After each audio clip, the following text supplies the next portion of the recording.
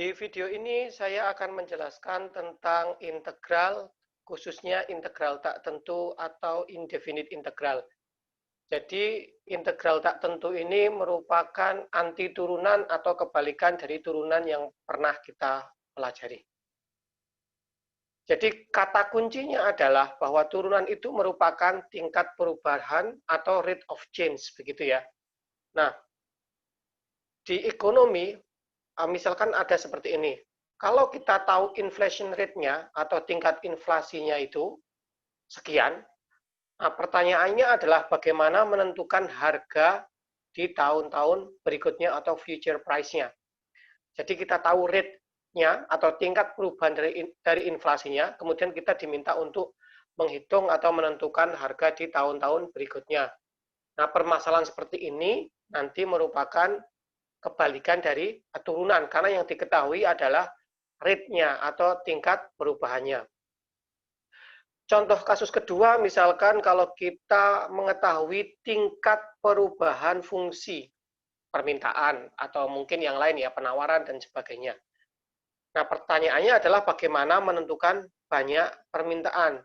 Jadi biasanya kalau di turunan itu kita diberikan fungsinya, kemudian diminta untuk menghitung rate of change-nya. Kalau di sini dibalik, kita diberikan tingkat perubahan fungsinya, entah fungsi permintaan, penawaran, atau yang lainnya, kemudian kita diminta untuk menentukan banyak permintaannya atau nilai fungsinya sendiri. Kemudian yang ketiga, contohnya misalkan kita diberikan biaya marginal dari suatu produk. Jadi biaya marginal di sini kan yang telah kita pelajari sebelumnya merupakan turunan dari fungsi biaya atau fungsi cost-nya. Sehingga apa? Ini seperti diberikan turunannya, kemudian kita diminta untuk menghitung kenaikan biaya produksi jika produksi dinaikkan. Jadi ini menggunakan biaya marginal untuk menghitung biayanya. Nah, tentu ini adalah kebalikan dari turunan atau anti derivatif nanti namanya. Nah, secara umum kalau kita punya fungsi begitu, maka nanti kalau kita turunkan, nanti kita akan punya tingkat perubahan dari fungsi tersebut atau rate of change-nya. Nah, kalau dibalik, jadi dari tingkat perubahan ke fungsinya itu nanti menggunakan integral atau integral tak tentu lebih tepatnya, ini akan menghasilkan atau akan mendapatkan fungsi dari tingkat perubahan tersebut. Jadi begitu kira-kira gambaran antara fungsi, hubungan antara fungsi dan tingkat perubahannya. Baik, di topik integral ini kita akan ada 3 topik utama. Yang pertama adalah integral tak tentu, yaitu tentang antiderivatif dan juga nanti integral dengan substitusi, begitu. Dan yang kedua nanti kita akan melihat definite integral atau integral tentu, itu nanti akan kita lihat jumlah Riemann, terus hubungan antara integral tak tentu dengan integral tentu itu yang dihubungkan dengan teorema fundamental of calculus atau teorema dasar kalkulus.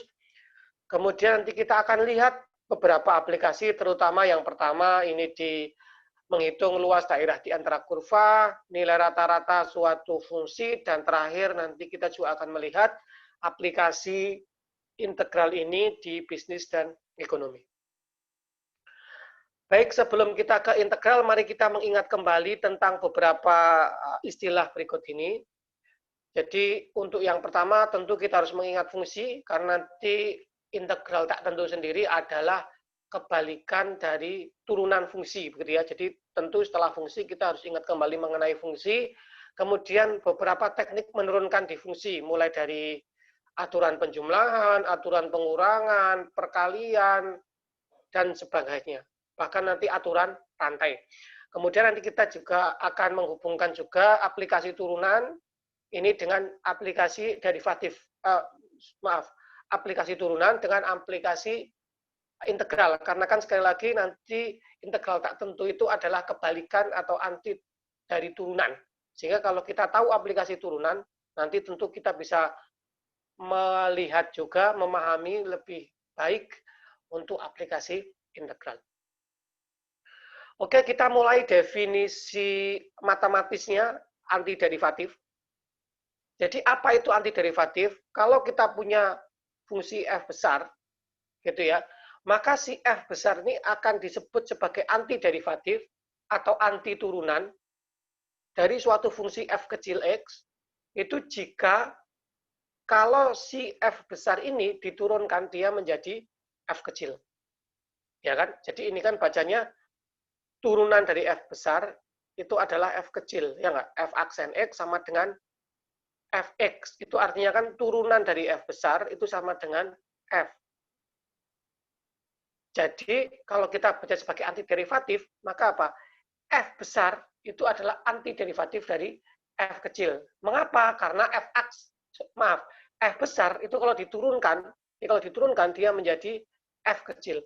Begitu kira-kira. Jadi kita akan menyebut suatu fungsi itu antiderivatif jika kalau diturunkan itu dia menjadi f. Saya ulangi lagi ya. Jadi kita akan menyebut suatu fungsi f besar itu merupakan antiderivatif dari f kecil kalau si f besar ini diturunkan terhadap x, dia hasilnya adalah fx. Contoh, kalau kita punya x kuadrat plus x plus 1 dan juga f2 misalkan x kuadrat plus x plus 2, maka keduanya merupakan antiderivatif dari fungsi 2x plus 1. Mengapa? Karena f1 kalau diturunkan, ini kan 2x plus 1 yang ini juga, ya nggak? Pertanyaan berikutnya, apakah ada antiderivatif yang lain? Iya, ada. Misalkan di pasang fungsinya misalkan gx gitu ya, atau f3x itu adalah x kuadrat plus x misalkan plus 2020. Ini kan turunan dari x kuadrat 2x, turunan dari x itu 1, turunan dari 2020 kan tetap 0 ya. Jadi turunannya tetap 2x plus 1. Contoh yang lainnya, kalau kita punya fungsi ini, e pangkat x plus 1, kemudian nanti g2x-nya e pangkat x min 10, maka nanti keduanya itu merupakan anti turunan atau antiderivatif dari e pangkat x, karena keduanya kalau diturunkan, hasilnya adalah e pangkat x. Sama pertanyaannya, apakah ada yang lainnya? Ya ada, ya enggak? Contohnya misalkan apa? Misalkan G3X itu adalah E pangkat X berapa plus berapa terserah. Konstan kan dia kalau diturunkan nilainya 0, jadi tidak mempengaruhi. Ya enggak? Misalkan ini plus berapa? 17. Maka turunan dari G3 itu adalah E pangkat X, turunannya E pangkat X sendiri, 17 turunannya 0. Sehingga nanti antiderivatif yang lainnya ya banyak sekali. Contoh salah satunya ini ya, E pangkat X plus 17 kalau diturunkan dia hasilnya adalah E pangkat X. Nah, berikutnya kemudian adalah bagaimana cara kita menentukan semua antiderivatif dari fungsi. Jadi kalau kita diberikan fungsi begitu, pertanyaannya adalah bagaimana cara kita menentukan semua antiderivatifnya. Kalau yang ini kan di contoh 1 dan 2 itu F dan G itu kan dia hanya apa? Contohnya saja, contoh beberapa antiderivatifnya. Nah, sekarang kalau kita punya fungsi, bagaimana cara menentukan semua antiderivatifnya? Yang perlu digarisbawahi di sini adalah semua. Nah, itu. Kita akan segera melihatnya setelah memahami halaman berikut ini. Jadi yang pertama adalah jika suatu fungsi itu punya antiderivatif, maka antiderivatifnya itu lebih dari 1. Ya nggak tadi ya, kalau plus apa fx sama dengan tadi yang f1x itu sama dengan x kuadrat plus x plus 1, di antiderivatif dari 2x plus 1 yang tadi ya. Kemudian kita juga punya x kuadrat plus x plus 2 juga antiderivatif juga. Nah ini intinya, bahwa secara umum itu jika f itu merupakan antiderivatif dari f kecil, maka sebarang fungsi yang bentuknya f besar x plus c juga merupakan antiderivatif dari f kecil untuk sebarang konstanta c. Mengapa? Ya karena kalau kita turunkan, kan tadi yang pertama f besar ini kalau diturunkan menjadi f kecil, ya nggak? Sementara g ini kalau diturunkan jadi apa? Ini menurut aturan turunan ini jadi apa? F besar aksen x, terus turunan dari c itu kan 0. Sehingga ya karena tadi f besar aksen itu sama dengan f kecil, nanti kita akan punya g aksen x-nya juga sama dengan fx. Artinya apa? Ya g-nya juga merupakan anti turunan dari f kecil. Begitu dan juga kebalikannya. Jadi kalau f dan g itu keduanya merupakan anti derivatif dari suatu fungsi f kecil, maka nanti g-nya ini dia dapat dinyatakan dalam f besar X ditambah C. Artinya apa? Artinya bahwa kalau kita itu punya dua antiderivatif, maka keduanya itu hanya berbeda konstantanya saja. Jadi, secara umum itu kalau kita mau mencari antiderivatif semua,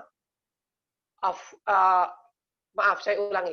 Jadi kalau kita diberikan suatu fungsi f gitu, untuk mencari semua antiderivatif dari fungsi f kecil ini, maka kita cukup cari satu antiderivatif saja, salah satu saja ya, antiderivatif dari f kecil, misalkan f, kemudian semua antiderivatifnya itu akan berbentuk fx plus c untuk suatu konstanta c. Gitu ya. Jadi sekali lagi, kalau kita mau mencari semua antiderivatif dari fungsi f kecil, begitu kita sudah punya salah satu antiderivatif saja, maka nanti kita cukup menambahkan konstanta c begitu. Itu kita sudah menjangkau atau menemukan semua antiderivatifnya. Asalkan kita tahu satu saja, nanti semuanya akan berbentuk C, yang satu tadi f besar X ditambah C. Nah, definisi integral tak tentu di sini adalah dihubungkan dengan antiderivatif. Jadi integral tak tentu dari f kecil itu adalah semua antiderivatif dari f kecil atau f besar X ditambah dengan C untuk suatu konstanta C. Jadi yang perlu dicatat juga bahwa C-nya harus konstan ya, tidak boleh memuat X gitu. Saya ulangi lagi bahwa definisi integral tak tentu itu merupakan semua antiderivatif dari f kecil. Nah, dituliskannya seperti ini, integral, ini kita bacanya integral dari f x dx itu sama dengan fx ditambah C. Begitu. Jadi ini merupakan bentuk umum dari antiderivatifnya. Sekali lagi, integral tak tentu dari f kecil itu adalah merupakan bentuk umum dari antiderivatifnya. Jadi integral tak tentu ini benar-benar merupakan antiderivatif atau anti turunan dari fungsi. Nah, selanjutnya nanti banyak yang menginterpretasikan bahwa kata tak tentu ini berasal dari konstanta C itu. Ya enggak? Kan kita masih ada C ini. Ini C itu kan bisa berubah-ubah ya. Maksudnya bisa 1, 2, akar 7, dan sebagainya. Kemudian ada istilah lain yaitu f kecil x itu di dalam integral nanti disebut sebagai integran. Begitu. Ini hanya istilah saja. Tapi yang perlu dipahami di sini bahwa integral tak tentu itu merupakan antiderivatifnya. Sebenarnya itu key take away dari definisi integral tak tentu ini. Baik, kita lihat beberapa contohnya ya untuk integral tak tentu beberapa fungsi. Yang pertama aturan konstan. Tentu integral dari konstan itu sama dengan kx plus c. Ya enggak? Terus aturan pangkat, aturan logaritma, dan eksponensial. Pertanyaannya adalah, mengapa turunan atau mengapa aturan di atas berlaku? Saya kasih contoh yang nomor 1 yang aturan konstan. Mengapa itu berlaku? Karena kalau yang sebelah kanan ini diturunkan, itu jadi apa? Jadi kx itu turunannya k, ya kan? Terus plus c, turunan dari c itu adalah konstan. Turunan dari fungsi konstan itu 0. Sehingga di hasilnya turunan dari yang di atas, yang di kanan ini adalah k sendiri. Jadi merupakan yang di sini. Gitu ya. Nah, silakan untuk yang aturan pangkat, aturan logaritma, dan eksponensial dipikirkan mengapa seperti itu. Secara umum nanti harus ditunjukkan bahwa yang sebelah kanan, ruas kanannya itu kalau diturunkan hasilnya sebagai integrannya atau fungsi yang diintegralkan yang sebelah kiri. Nah, silakan videonya di-pause mungkin 15 menit atau 10 menit ya, untuk memikirkan mengapa yang kedua, ketiga, keempat, yaitu aturan pangkat, logaritma, dan eksponensial ini berlaku.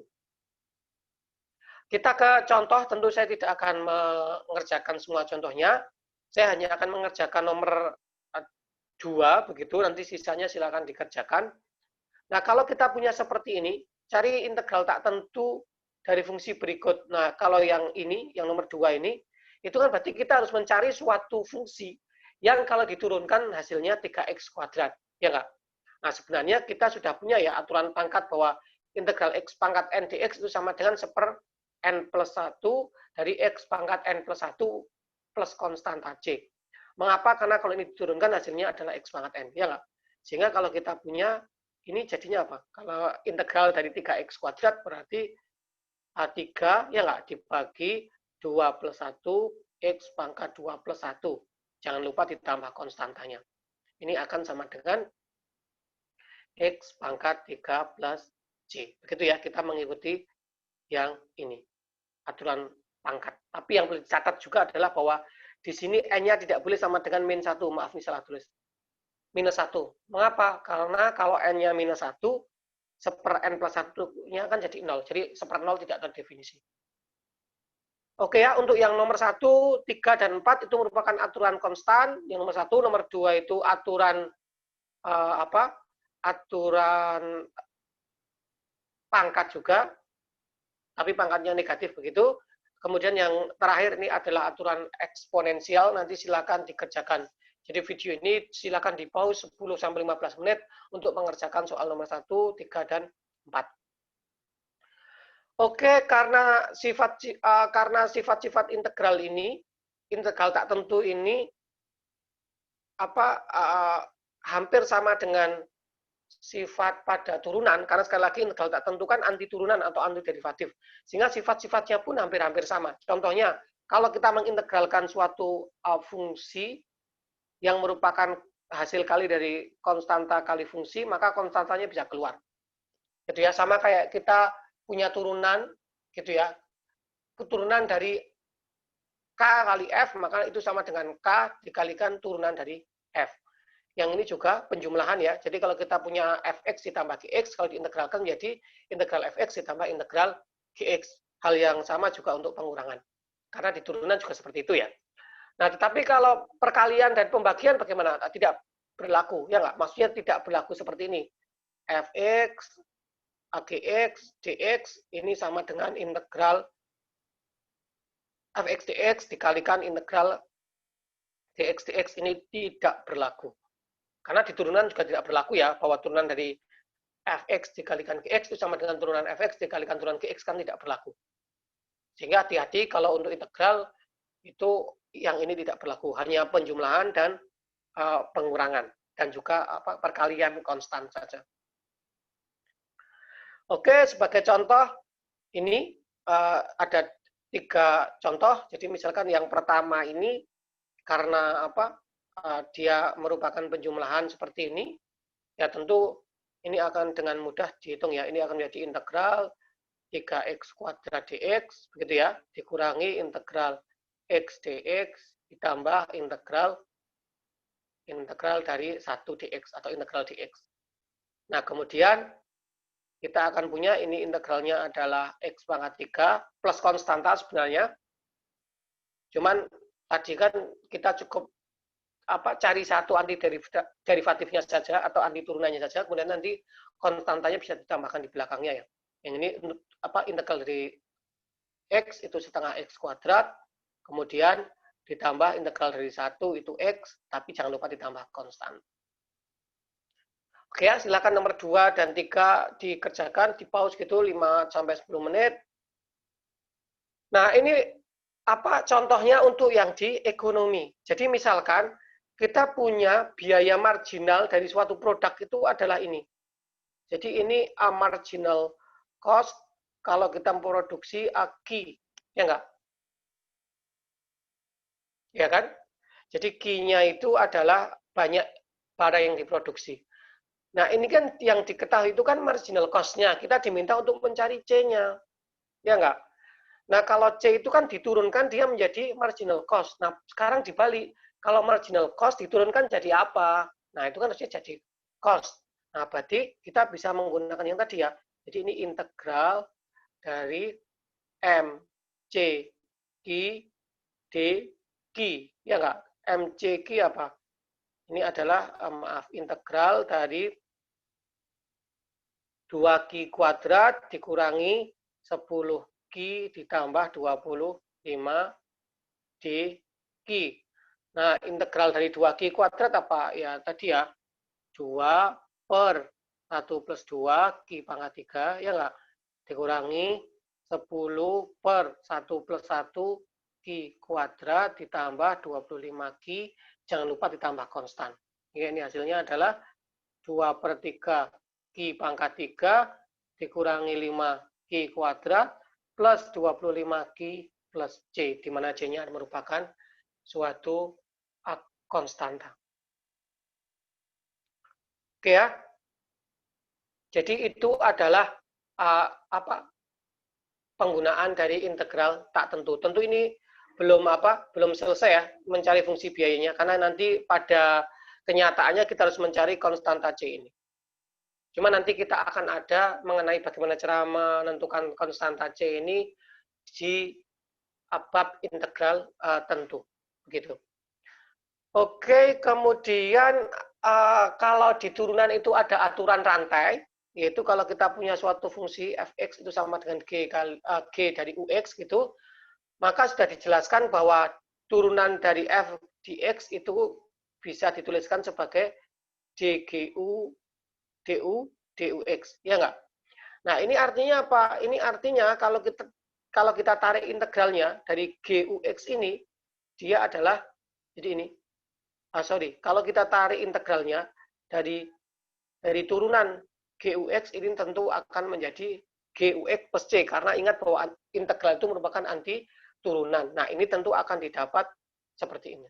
Jadi integral g aksen u du itu sama dengan gu ditambah c, di mana u-nya itu merupakan fungsi dari x. Nah, supaya lebih jelas kita akan lihat contohnya, tapi sebelumnya kita lihat langkah-langkah secara umumnya, yaitu untuk mengerjakan integral substitusi itu pertama kita harus menentukan ux-nya ini. Dia harus tepat ini menentukan ux-nya, harus hati-hati. Nah, ini butuh banyak latihan gitu ya. Kemudian nanti masalah integralnya itu hanya dinyatakan dalam u saja. Jadi kita pilih u dulu, kemudian semua yang memuat x itu dinyatakan dalam u. Termasuk nanti dx-nya. Nanti akan kita lihat. Nah, nanti sampai kita ketemu di bentuk integral fx dx itu hanya berbentuk integral g u du. Jadi tidak memuat x lagi. Nah, tentu nanti setelah selesai kita bisa kembalikan u itu dalam fungsi x. Begitu. Saya kasih contoh nomor 1 saja. Nanti silakan yang nomor 2 dan 3 dikerjakan sendiri, di pause seperti biasa ya videonya, kemudian dikerjakan. Nah, kita akan punya apa? Bahwa integral ini itu kan sama dengan apa gitu ya. Nah, seandainya kalau kita nggak menggunakan aturan substitusi, berarti kan kita harus menjabarkan 2x plus 1 pangkat 10. Repot juga, ya nggak? Nah, pertama adalah pilih u-nya. Jadi, misalkan u itu sama dengan 2x plus 1. Maka kita akan punya apa? Kita akan punya bahwa du itu du dx ini sama dengan 2, ya nggak?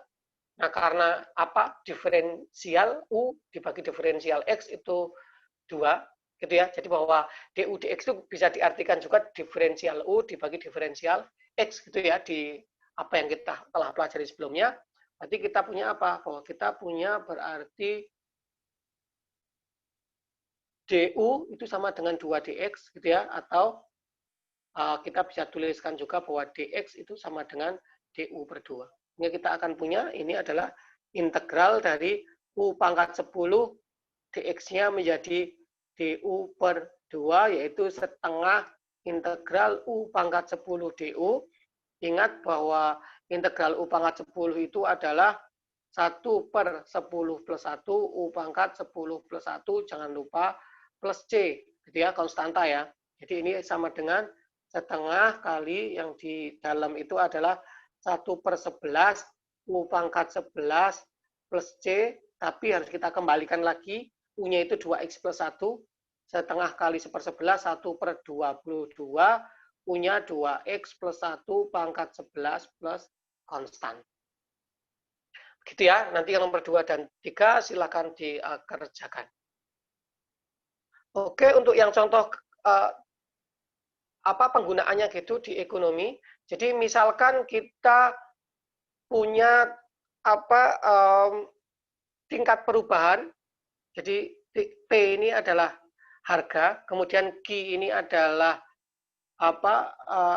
banyak permintaannya. Jadi kalau menurut hukum permintaan itu kan kalau permintaannya naik, maka nanti harganya juga naik, ya enggak? Jadi kalau permintaan naik, harganya naik. Nah, akan kita lihat bahwa misalkan P itu adalah suatu harga dari setiap unit suatu komoditas.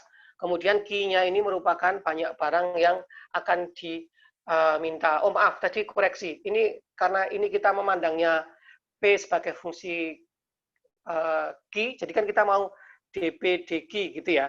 Jadi ini artinya kita akan melihat bagaimana perubahan harga kalau permintaannya bertambah. Oke. Nah, kalau kita diminta untuk menentukan fungsi permintaannya, begitu, berarti kan yang diketahui ini kan adalah tingkat perubahan dari fungsi permintaannya. Ya enggak? Tentu nanti, berarti kalau kita mau mencari P dari fungsi Q, ini adalah integral dari dP dQ. Ya enggak? dQ, yaitu berarti apa? Minus, berapa ini? 10.000 Q dibagi akar 1 plus Q kuadrat dQ. Nah, nanti kita misalkan ya, kita pilih U-nya yang mana. Misalkan U-Q-nya itu yang bawah itu, 1 plus Q kuadrat. Maka nanti kita akan punya DU itu sama dengan 2Q dQ. Nah, nanti silakan diselesaikan. Kita bisa menggunakannya, maksudnya mensubstitusikan ini ke integralnya ini, nanti kita akan peroleh PQ-nya. Tapi tentu nanti PQ di sini masih memuat konstanta karena dia merupakan integral tak tentu. Nanti silakan di pause dulu 5 menit atau 10 menit untuk menyelesaikan atau menentukan fungsi permintaannya ini. Oke ya. Baik, untuk video ini kita sampai di sini saja.